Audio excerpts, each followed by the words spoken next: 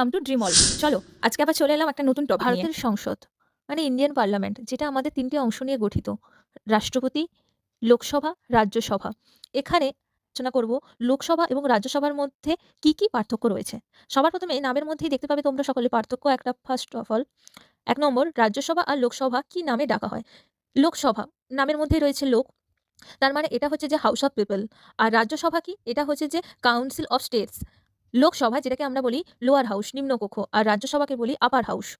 এই রাজ্যসভা আর লোকসভার যে ভোট, মানে কিভাবে এটাতে মানে ভোট হয়, লোকসভাতে যেখানে আমরা প্রত্যেকে জনগণ যাদের ১৮ বছর হয়ে যায় তাদের সকলেরই ভোটার অধিকার রয়েছে। আর রাজ্যসভার ক্ষেত্রে কি হয় বলতো, রাজ্যসভার ক্ষেত্রে ইনডাইরেক্ট ইলেকশনের মাধ্যমে ওখানে মেম্বার্সরা চুজ হন। লোকসভার ক্ষেত্রে স্থায়িত্বকাল হলো ৫ বছর, আর রাজ্যসভা হচ্ছে একটি পার্মানেন্ট বডি, মানে এটি স্থায়ী বডি। এক্ষেত্রে প্রতি ২ বছর অন্তর 1/3 করে রিটায়ার্ড হয়। আচ্ছা, তোমার লোকসভার হেড হচ্ছে যে স্পিকার, আর রাজ্যসভার চেয়ারপারসন হচ্ছে ভাইস প্রেসিডেন্ট। আমাদের ইন্ডিয়া যিনি, তিনি হচ্ছে এখানে চেয়ারম্যান অফ দ্য হাউস।